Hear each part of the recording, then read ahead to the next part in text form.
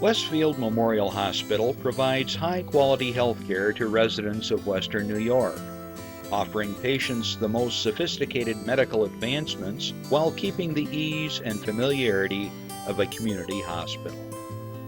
Support for Chautauqua Sunrise has been provided by WRFA 107.9 FM, Jamestown's public radio station, streaming online 24/7 at WRFALP.com.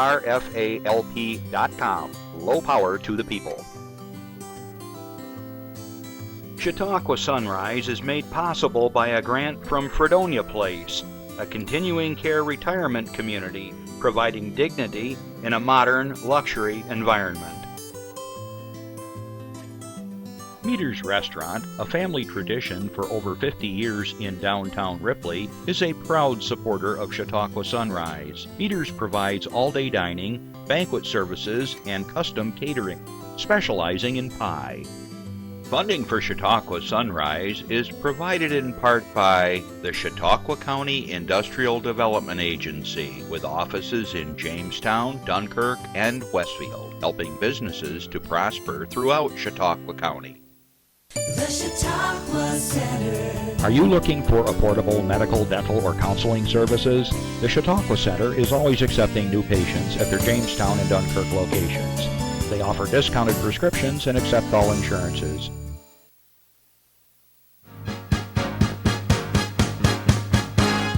From the Access Chautauqua Studios in Mayville, it's Chautauqua Sunrise. Chautauqua Sunrise is hosted by Doc Hamels and supported by the award-winning volunteers at Access Chautauqua.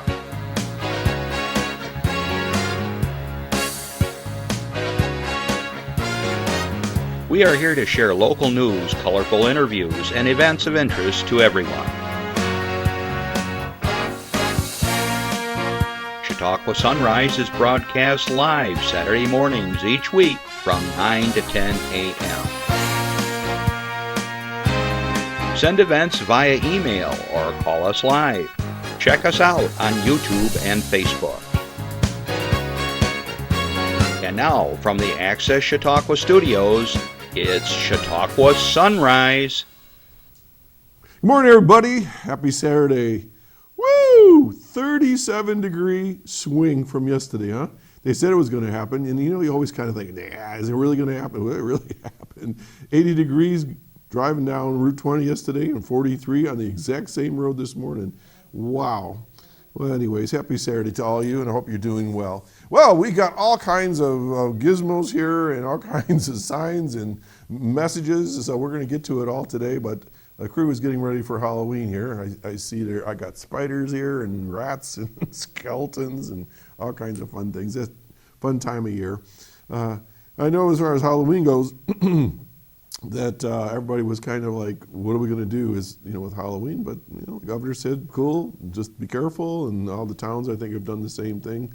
So I heard of a really clever one that I'm not sure where this guy's from, but they said he got himself a great big piece of PVC pipe, and he's just going to shoot the treats down the pipe to the kids.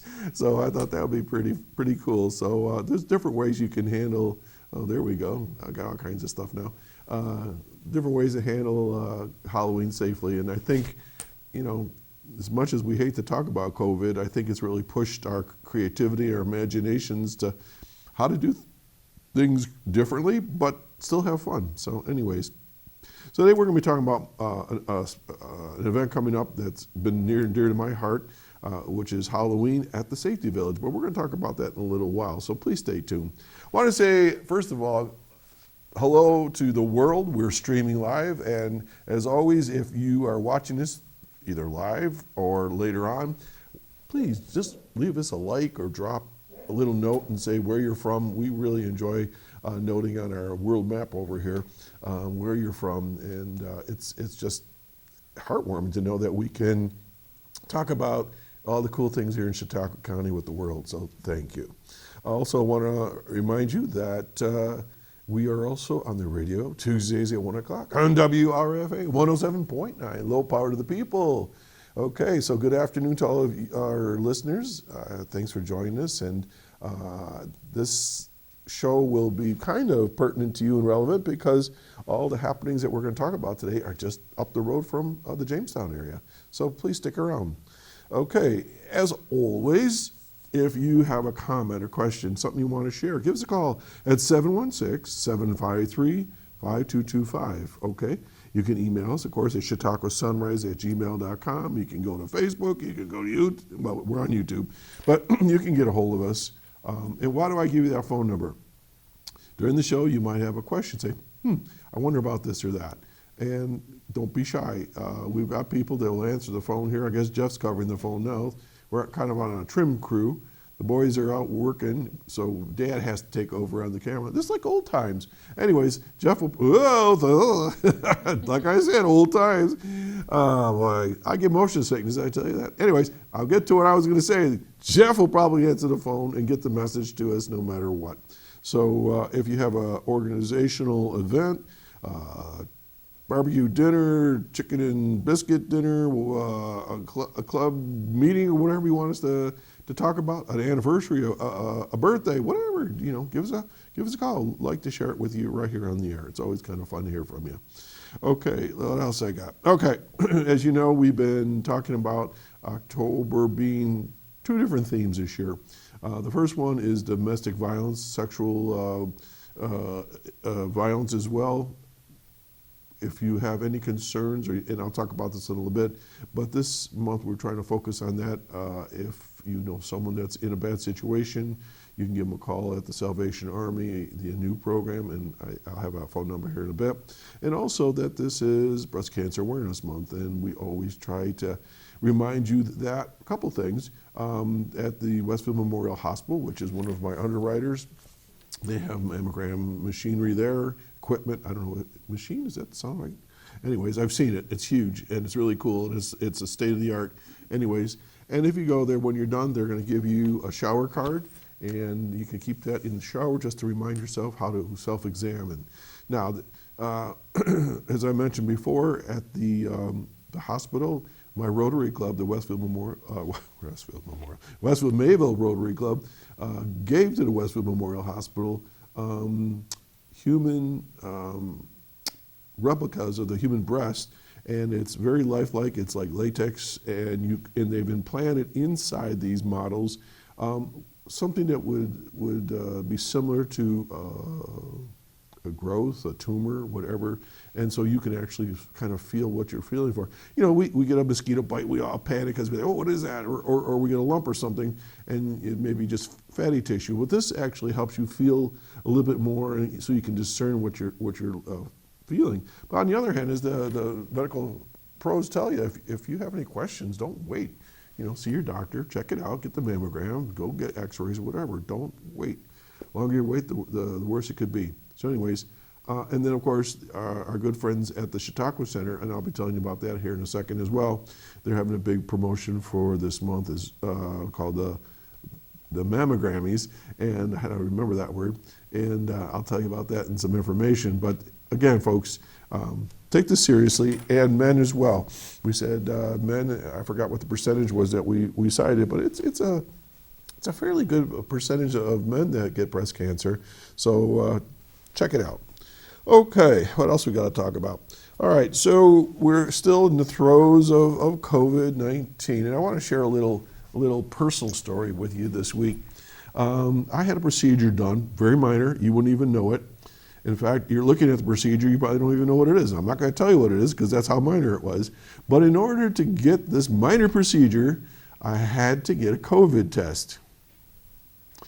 Now, imagine the angst that when you see these videos on TV where they got these, it looks like about 2 foot long thing they're going to stick down your nose, and people are gagged. It wasn't anything like that. Now, I know that we're talking about doing some rapid testing here in Chautauqua County, so keep your ears open for that one. I see there's some things in the newspapers about things coming in a couple different places. But basically what it was, after I finally watched in front of me what was going on, I had to go up towards Orchard Park, so it wasn't around here at the time. But I had to drive my vehicle, get in line with my vehicle, stay in the vehicle, wear my mask, and then when it was my turn, pull up, give them your name, because I had had an appointment, and it was in 5-minute sequence. So every 5 minutes, somebody else had their test. So really quick. And they ask you a few questions. The nurse comes out with like a moon suit, and she pulls out this swab thing, and it looks like sort of like a little bit bigger Q-tip, but it probably was only about maybe 3-4 inches long. Did a little swirly in your nose on each side. And that was it. Very anticlimactic. She had you put your head back, close your eyes. I don't know why I had to close my eyes, but anyways, it was no big deal. And it kind of tickled, and it was done. So hopefully, if that's what they're doing, no big deal. And within 24 hours, they let you know if there's any issues. Well, there were no issues, thankfully. And so if you are concerned about the testing, and if it's the same as what I had, please go get it and give yourself a peace of mind. I know we're having little hot pockets here and there, and testing is, my opinion, is the way to go, because then we keep track of what's going on and get the medicines or treatment you need, and let's not spread this thing any further than it has to. Okay, so with that, I got a few announcements, so let me put on my poor old broken glasses here that my dog likes to chew on. Look at that, it's all chewed up. You think, I don't know, it's like gum to him. So let's start out with, where am I here, Jeff? There's nothing on that page. So we start over here. Number 15. I mentioned this already. It's the 6th annual breast cancer awareness event, and this is going to be held at the Chautauqua Center. Okay, and Sarah Gilbert was on here not too long ago, and Dan Courtney, and let's see what it says here. This is the Chautauqua Center invites the community to their 6th annual breast cancer awareness event on Tuesday, October 27th. That's coming up from 10 a.m. to 2 p.m. The mammogrammy is an opportunity to connect with others, learn about breast cancer prevention, have fun, and win prizes. It sounds like a show, like The Price is Right or something. Because of COVID, the free event will be held on a virtual platform this year. To register and receive a link to the event, send an email to dcourtney, DCOURTNEY, dcourtney at thechautauquacenter.org. The event celebrates health, increases awareness of the signs and symptoms of breast cancer, explores local resources, encourages both men and women to be proactive in getting screened. Feature presenters include clinicians from the Chautauqua Center, who are Jennifer Wilcox, Lisa Brathwaite, Yvonne Butler, Steve Warden. These are like nurses and doctors and dietitians. All these folks will explain the risks of cancer and provide tips on how to enhance cancer treatment through lifestyle and, of course, dietary adjustments. Other presenters include John Smith and Pat Carr, breast cancer survivors and members of the Jamestown Cancer Support Group, and Lisa Stentelmeyer. She's a physical therapist and lymphedema specialist from the Chautauqua Physical and Occupational Therapy. If you remember right, we had an individual from the Westfield Memorial Hospital from time to time, and she was a lymphedema specialist as well. And after certain folks have had to have treatment for breast cancer, or perhaps a breast removed or your lymph nodes removed, this is a special therapy that helps with the fluids that build up in your body. So that's very important. So this is like aftercare. In addition to attending the event, the Chautauqua Center encourages everyone in the community who is at risk for breast cancer to get screened during the month of October. Risk factors include family and personal history of breast or ovarian cancer, aging, tobacco use, sun exposure, radiation exposure, or being overweight. Contact the Chautauqua Center at 484-4334 to become a patient and schedule a clinical breast exam. If it is determined that you should get a mammogram, the Chautauqua Center has partnered with Brooks Memorial Hospital in Dunkirk and UPMC in Jamestown to offer special incentives.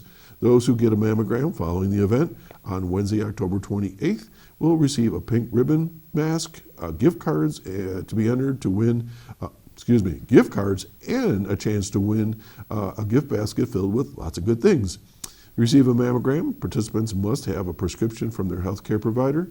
If you're not a Chautauqua Center patient, call your provider to request a prescription. Then contact the following direct lines to schedule your mammogram. At Brooks Memorial Hospital, it's 363-3933, or PMC 664-8448. And I might as well throw in a plug for Westfield Memorial Hospital because they're doing mammograms as well. So you got 3 places, Brooks, UPMC, and Westfield Memorial Hospital. Okay, so that's coming up this week. And just as I thought of it, October 27th is my daughter's birthday. So if you see my daughter Stephanie and go over to Bella Salon and Day Spa over there in Northeast Pennsylvania where she works and owns the salon, tell her happy birthday. That's on October 27th. All right, moving along. This is from Jamestown. Public Safety Committee of Jamestown, the city, is seeking input on Jamestown Police Reform Initiative survey. I mention this because I think it's kind of timely. I mean, I like to talk about things that are proactive. So let's see what it says here.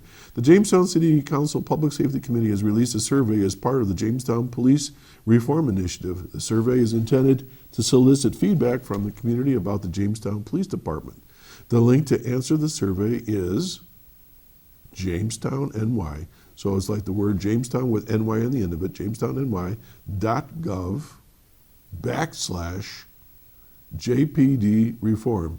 One more time, Jamestown NY. So it's like Jamestown, New York, but just NY. Jamestown NY, all one word, .gov/JPD reform, all one word. Okay? Cities in New York State are required under a directive by Governor Andrew Cuomo to develop a plan that reinvents and modernizes police strategies and programs in their community based on community input. Each police agency's reform plan must address policies, procedures, and practices in deployment, including but not limited to the use of force. Police forces must adopt a plan by April 1, 2021 to be eligible for future state funding.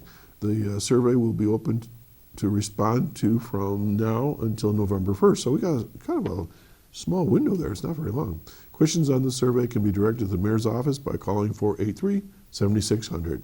Okay? So if that's something you're interested in, I encourage you to look into it because it's certainly been on the television a lot and on the back of a lot of people's minds. All right, let's keep on moving. Next slide, powerful tools for caregivers. It starts out with a question. Are you a caregiver for someone with chronic illness, such as dementia, heart disease, Parkinson's disease, or stroke? Caregiving can be stressful physically, emotionally, and financially. Powerful Tools for Caregivers is a 6-week education program designed to provide you with the tools you need to take care of yourself. In this virtual class, you will learn tools and techniques that will help you to do the following: reduce stress, improve self-confidence, better communicate your feelings, balance your life, improve self-reliance, locate helpful resources. Now, if you're in a situation where you are a caregiver, this is a tough job. And a lot of times there's not a lot of folks around to give you a hand. So this is like kind of something to take care of yourself. When is it? Every Wednesday starting October 21 until November 25th. So it's still open to you. It's from 1 p.m. to 3:30 p.m. Pre-registration is required. So in order to do this, contact Chautauqua Opportunities at 366-3335. Extension 1236, or our good friends at New York Connects, 753-4582. Class sizes are limited, so if this is of interest to you, check it out. I'm sure it's free. Okay, moving right along, active parenting classes. We've talked about this last week, and I thought somehow I got through 4 teens of my own. Smile over there. This job is not for the weak of heart. Oh gosh. It says join us for an upcoming active parenting class called Teens. 2 sessions, virtual 2-hour sessions via Zoom video communications. Zoom is part of our lives, isn't it? Okay, it's going to be held October 28th and November 4th, so that's coming up. Time to 12 p.m. to 2 p.m. Location is online. It's through Zoom. So you got to contact them. They'll send you the link by email, and then you click on the link, and away you go. So give Kathleen Colby a call, 664-3608. 664-3608. She's the director of training over there. Okay, so what are you going to get out of this? Active Parenting of Teens is a program that addresses our complicated day and age. Parents will receive the confidence and courage to meet the challenges and savor the joys of their children's teen years. Many folks are staying home right now with their families, so I suspect this is something could be of use to you. Some of the topics covered, I could use some of this. Teens and technology, the latest in teen drug use prevention, teen bullying, special step-parent considerations, how brain development affects teen behavior and decision-making, improved discipline and communication, updated teen sexuality issues. And this is sponsored by the United Way of Southern Chautauqua County. Again, 664-3608. And I think that's all I've got for now. So again, if you have an announcement or something you want the world to know about, contact us and or give us a call. All right, we're going to take a little breather. We'll be right back. Stay tuned.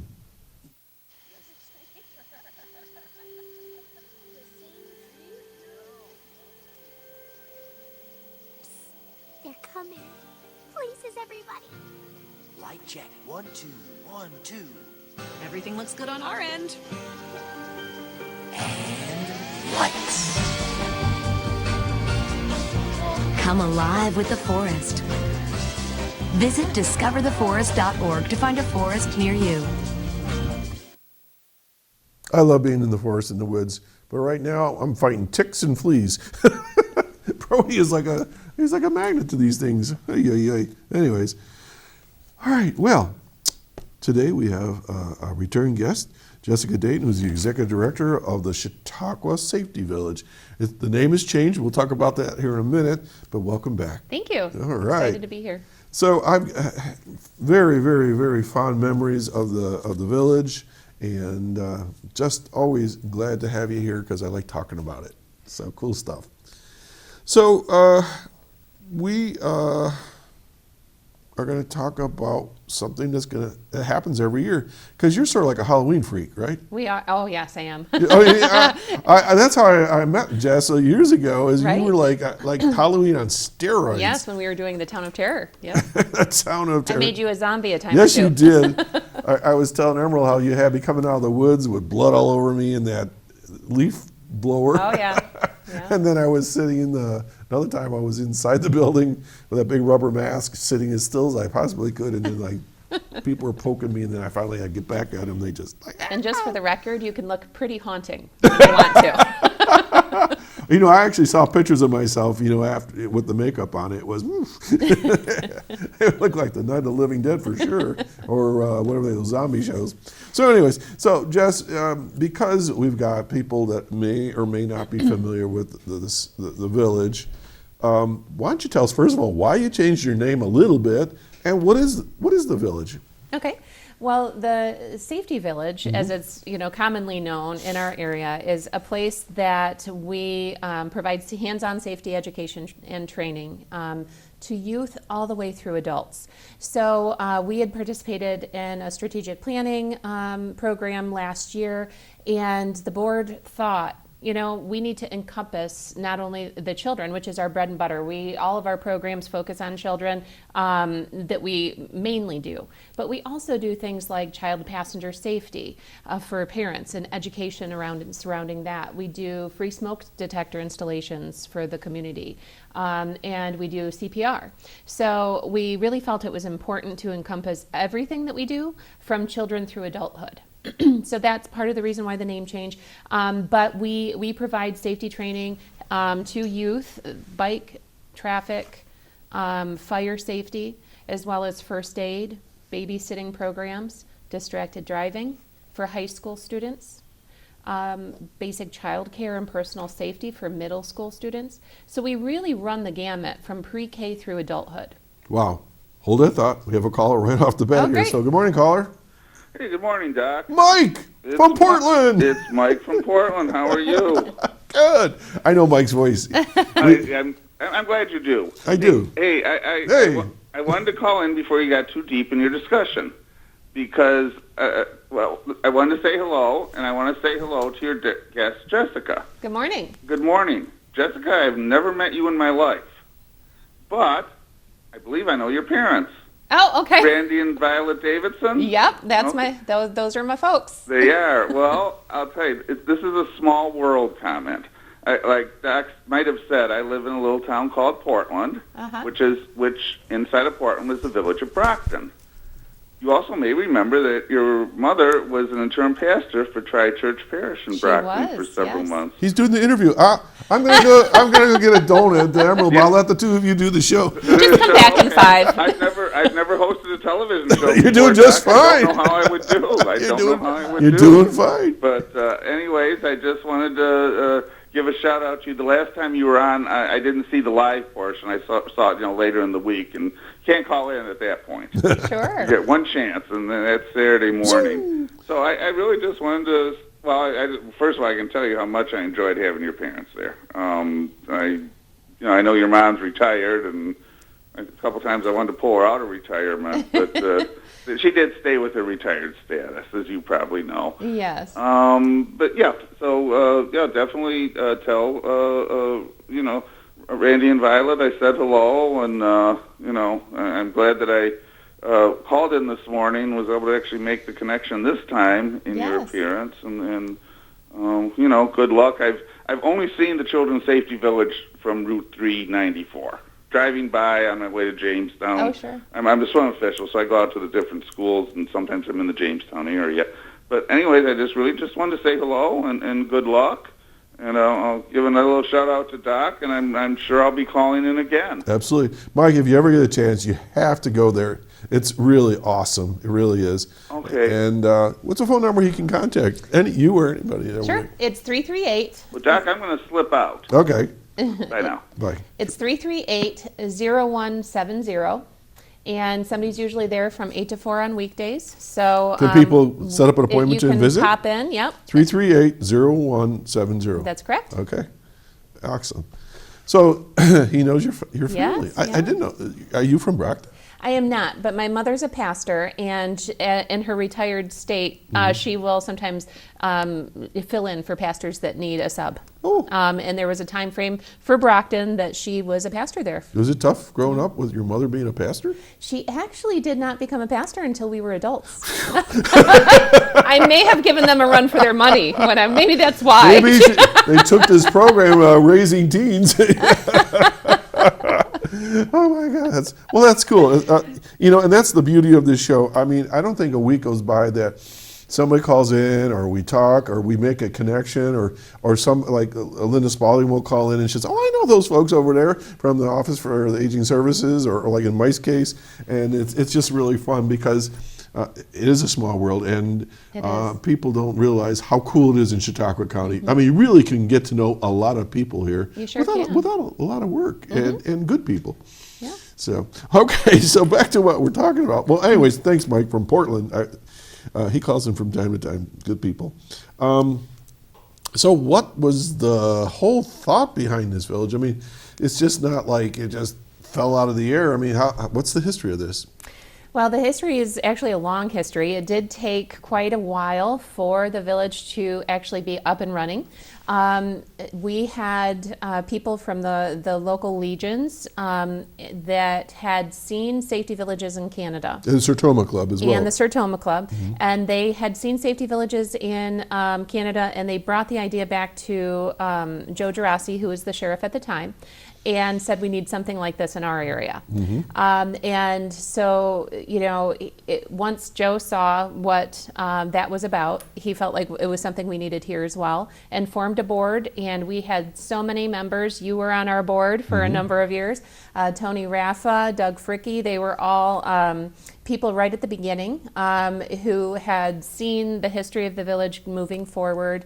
And it was something that took a long time. They started meeting in the late 90s and we didn't open for programming until the fall of 2010. So this is our 10-year anniversary that we've been 10 years of providing education to our community. So it took almost that long to even get it to it, and then 10 years now it's been there. Yes. Wow, that's spectacular. And Terry Kinberg had been very involved. She had for been. Many, She many was years. the original executive director for a number of years. And 2 years ago now, she left the position and went on to pursue other passions of hers. But she was so instrumental in all of the things that happened throughout the years with the village and really was a driving force behind the growth. So, and I understand that Tony has decided to bail on you after 20 years. He did. We will miss him tremendously. He was such an advocate for the Safety Village for so many years, but he felt his time had come to step down from the board, and so hopefully he will still be a part of things in different ways. Right. Well, Tony is great people, and then Tony, if you ever watch this show or you hear it on the radio, congratulations. He and I served on that board together for a long time, and then Tony and I were on Chautauqua Opportunities Board as well, so we used to see each other a couple times a month. Good people, good guy, and I really like Tony a lot, so I know he put a lot of time and energy and helped guide both programs, but especially the Safety Village. So He sure did. good things. So, okay, so wow, you said a term that it was one of the first things I wrote down here on my pad, hands-on. So tell me, what do you mean by hands-on? And most of the time you go places and kids sit there and they watch a video or whatever. So what makes it hands-on? They will come into our program and they will learn the basic safety that we're teaching in a way that's in a classroom setting. And then after that, once they've learned that, the majority of the class is spent practicing what they learned. So they don't just learn the theories and the safety topics, but after that they get to practice. So for instance, for our fire safety program, we have a mock apartment that was built right onto the side of our classroom. And after we provide the classroom instruction on how to safely escape a house should it be on fire, the kids get to go into this mock apartment and they get to actually safely experience a simulated fire. When you say mock apartment, what do you mean by mock apartment? So we have our classroom, and then we have 2 doors that enter into a kitchen and a bedroom. And that is set up as if just like a kitchen or a bedroom you would find in somebody's home. And so when the kids go into the kitchen, we talk about kitchen safety, but then we have the opportunity to have simulated smoke come from the ceiling in a safe, or it's actually about halfway up the wall that it comes out of, and it comes out safely so that kids can see the characteristics of smoke. Do the kids expect this? We tell them, yeah, because it can be kind of frightening. Okay. So, we do tell them that that's something that they're going to experience.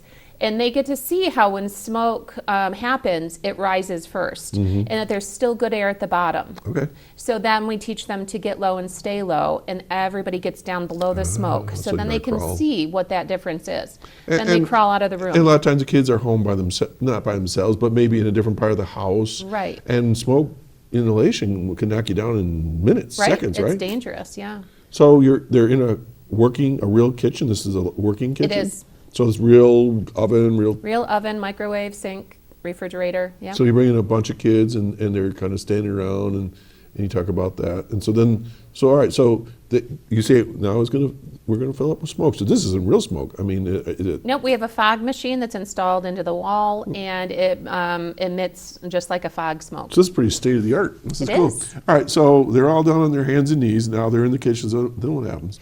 From the kitchen, they crawl into the bedroom. We teach them to close the door, to put something like a robe, a towel, something to block the smoke coming from the bottom of the door. So it's safe. real life stuff. Real life Not- stuff. Not something you buy, but just what do you got on hand right then and there, right? Right. Okay. Yep. And it can be anything that they can use to get it the bottom of the door covered so the smoke doesn't come in. Okay. And then from there, they need to know there are 2 ways out of that room. So whether that be another door, a window, they need to identify 2 ways out of the room that they're in. Okay. And we have a door in that bedroom that heats up. It's been specially made, and it heats up to 105 degrees. You have a hot door. We have a hot door, and it's something that is so unique, but it's very special because when kids come over and feel the door with the back of their hand, they can feel that it's warm.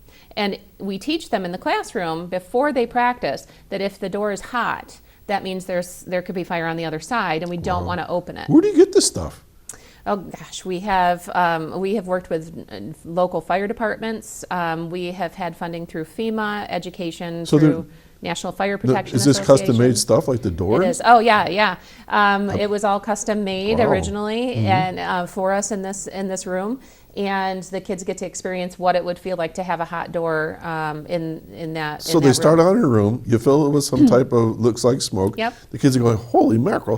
They got to crawl into the bedroom, and the next thing they know, they're kind of like trapped in there, right? They are. And they feel the door. Like, do they think it's really a fire on the other side? They know it's practice. They know that this is a safe right. environment for them to practice these things, so they know what to expect in real life. All right, but it's close enough so that they right. know what to. Sort of like when I was talking about the mammograms, where Yes. you or the prosthetic press there, where they can feel it. It's not the real thing, but same thing with the fire. They can sense, wow, if Right. it feels like this.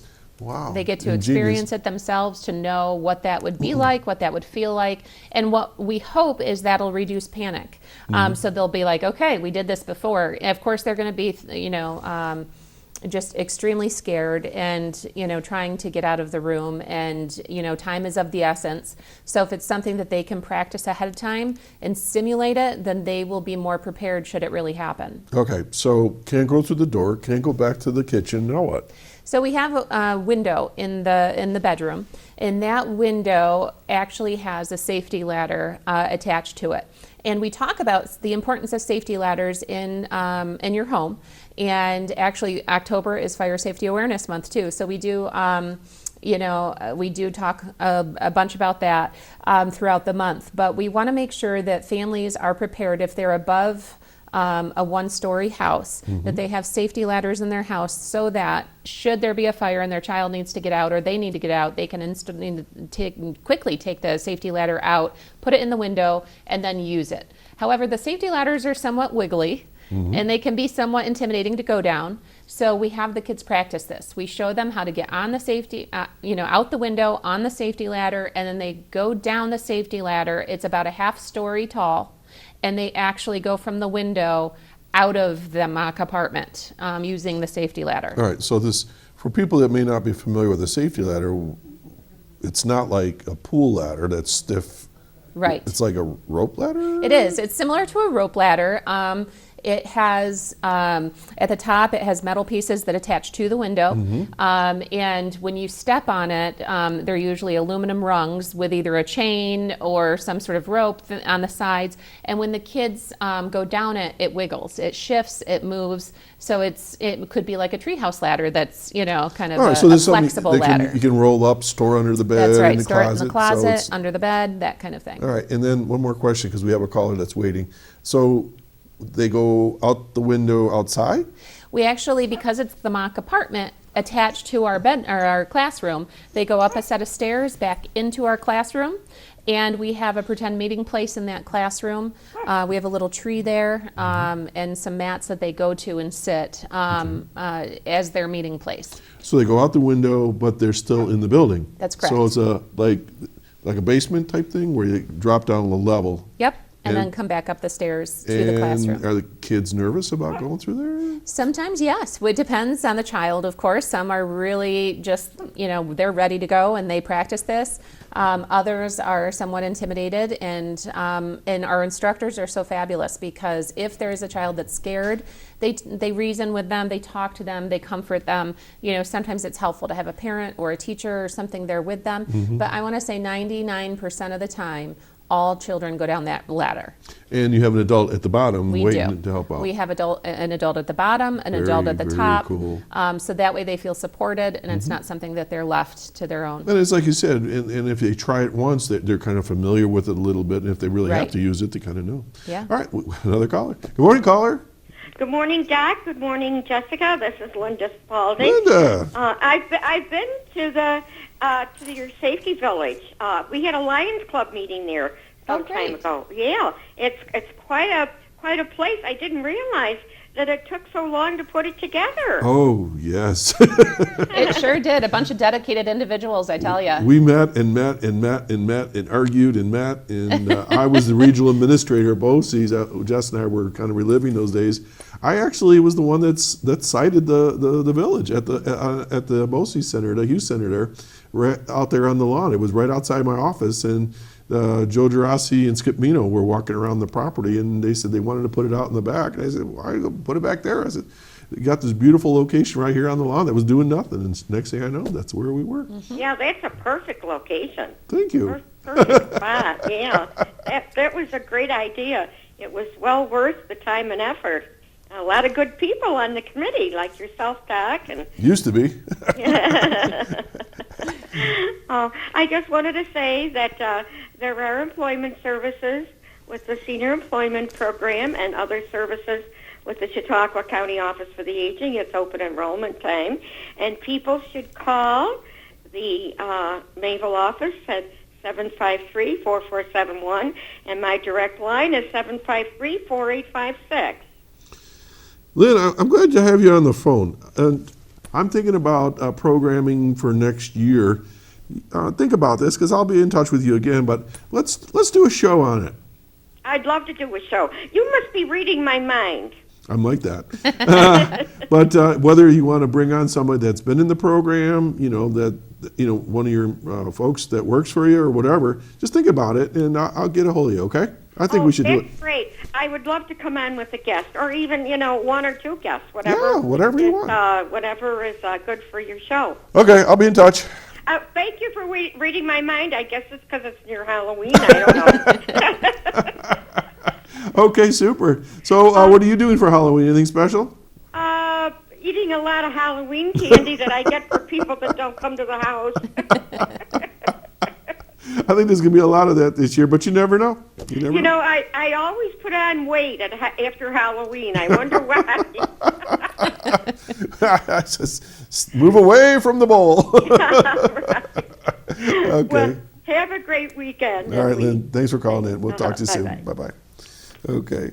Now, for Office for the Aging Services now it's called, do they have anybody come down to the Safety Village to help out or anything? We have not had that opportunity at this point. Okay. Linda, you're listening. I know you're still listening. That might be a good match there. Yeah, absolutely. For volunteers or folks that maybe could work there, they do pay. No, that was a different program. I was thinking that Terry's mom worked through that program. She did. Well, not that one. She worked for foster grandparents. Right. Yeah. But anyways, they got people that maybe can work. Think about it. Okay, so there I did my job there. So what were we talking about? The various, the fire. Yes. So the kids get out, so they go sit down by the tree, and why are they sitting by a tree? Because we tell them in the classroom at the beginning of the class that that's our pretend meeting place for the day. We talk about the importance of having a meeting place with their families. So families, if you don't have a meeting place with your children, make sure that you go through an escape plan, have a meeting place, and so that the kids know where to go once they get out of that house. So that's the theory behind it, is after they simulate that escape experience, they've gone to this meeting place that we've set up ahead of time. I'm going to tell you a scary story. We're in Paris. You say, what's this got to do with it? It'll all make sense here in a minute. My son in Special Forces before he retired. So there we are in Paris at the Louvre, all right? We just got up to see the Mona Lisa, and there's like thousands of people in this room. And all of a sudden, it was like a river, and people just started flowing somehow, and we got separated between myself, my wife, and the kids and all that. I was sort of like on my own. So I'm searching all over this humongous building for my family. The phones don't work, and all this stuff. But before we even moved into the exhibit area, my son Scott said, if we get separated, this right here will be our meeting place. That's what I did. It's fabulous. An hour later, they all showed up, but I mean, I was panicked for a while, and I thought, all right, I'm just gonna stay here and wait. I didn't get to see much of the artwork, but anyways, what a brilliant idea! Excuse me, what a brilliant idea that is to have that spot. In my case, here I'm a grown adult, and we needed something like that. Sure, It was a good idea.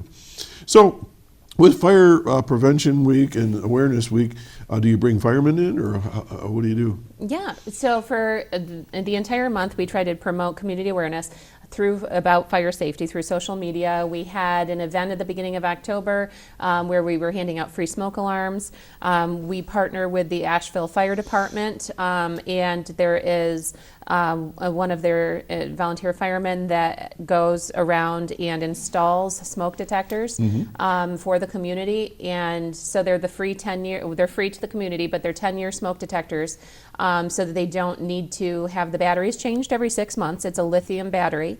And we receive funding from FEMA to provide that. So we try to get these new smoke detectors out there because it's very low maintenance.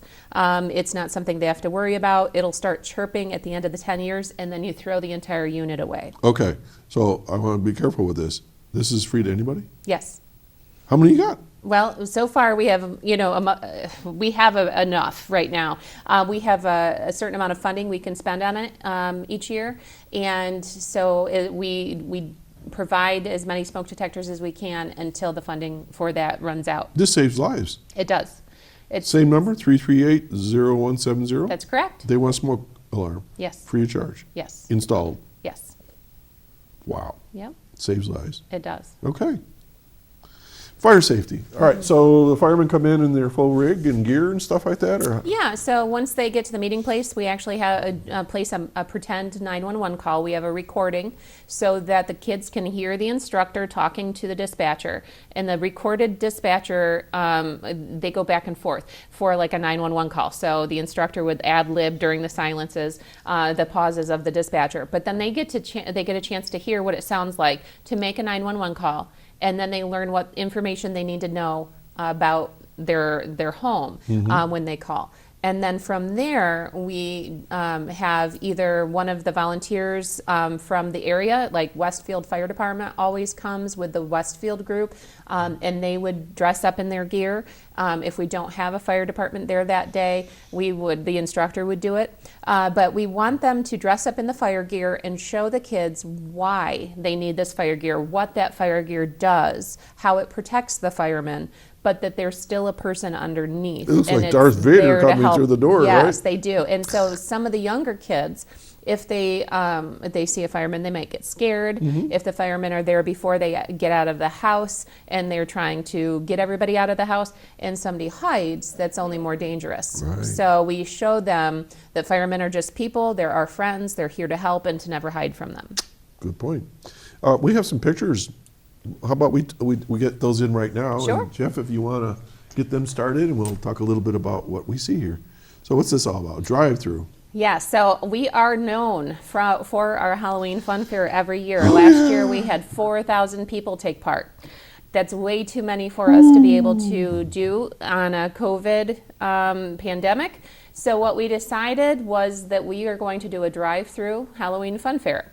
So the village, if you haven't seen it, has an outdoor training ground facility that replicates the look of a small village, a town with paved roads and little buildings. And so the families are going to stay in their vehicles. Our volunteers will be masked and gloved. And we will pass candy to the families as they slowly drive around our village streets. Wait a minute. People in their cars are going to drive around the village? Yes. Get out. I've never seen that done before. No, I know. We're adapting. We are adapting in this COVID pandemic time.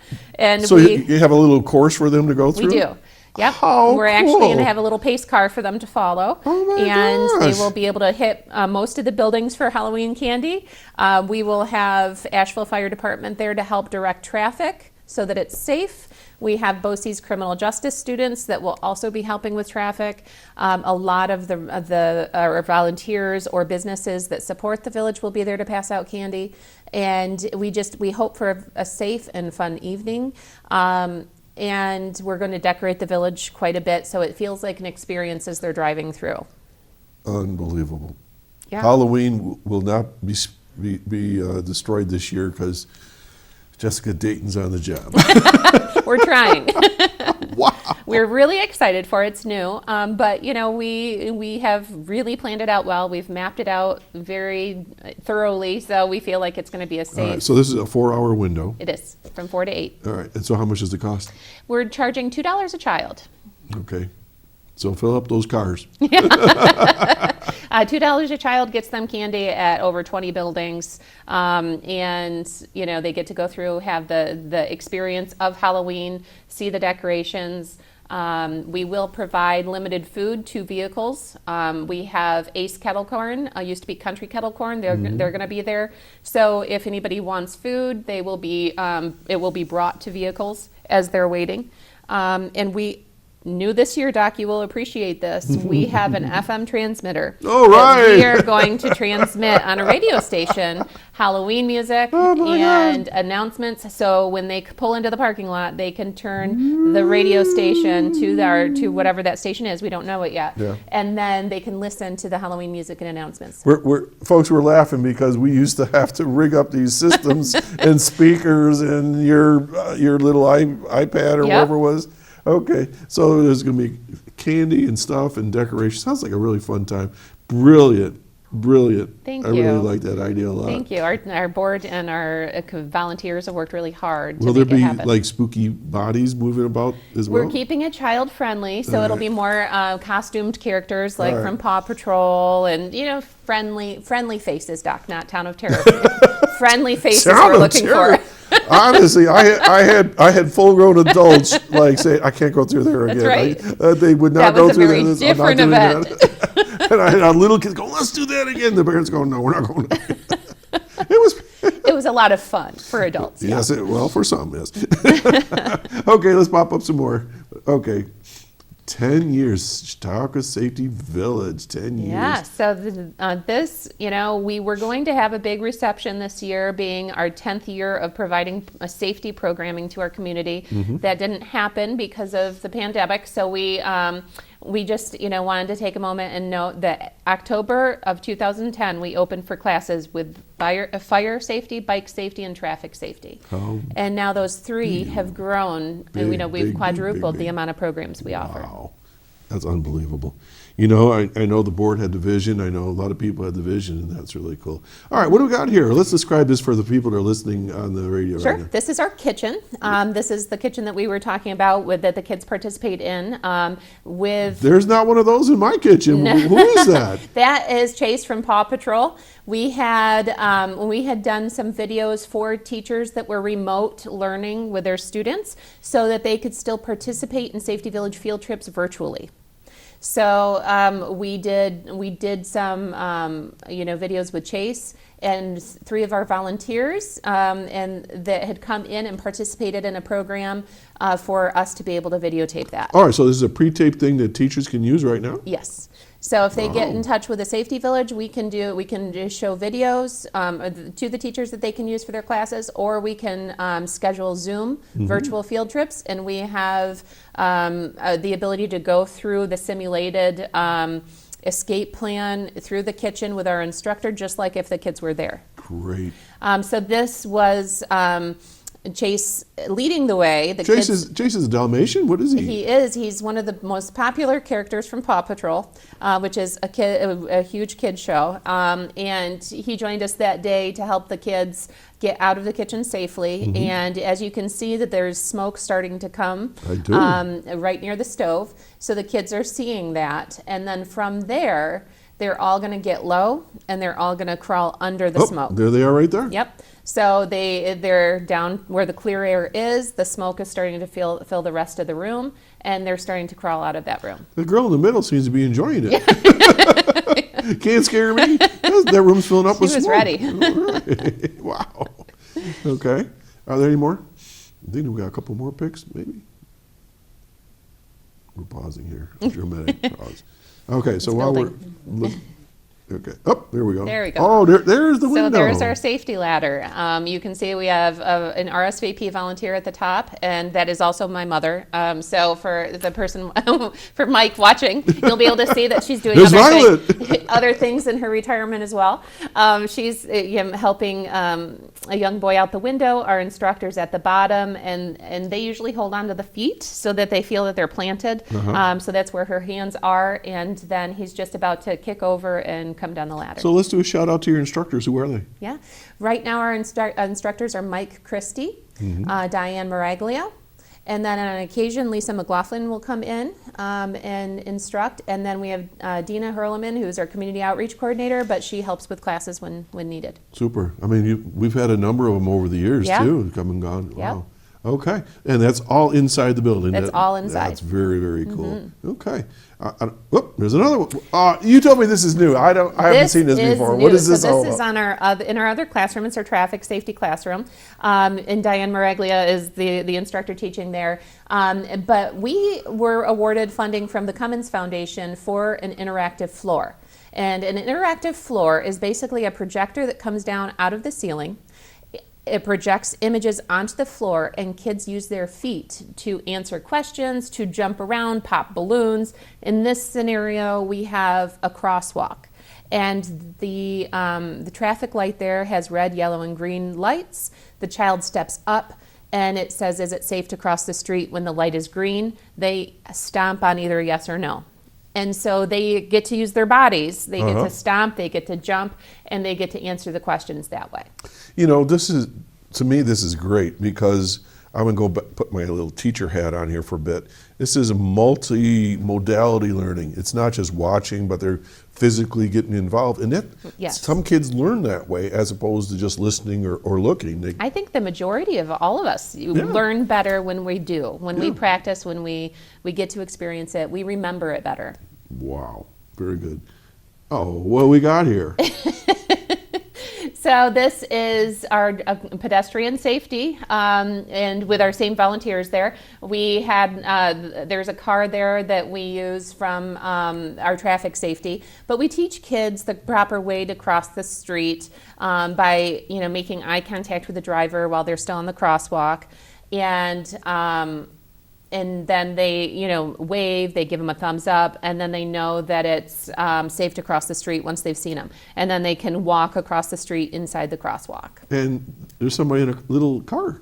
Yes. So those are the cars we use for our traffic safety program.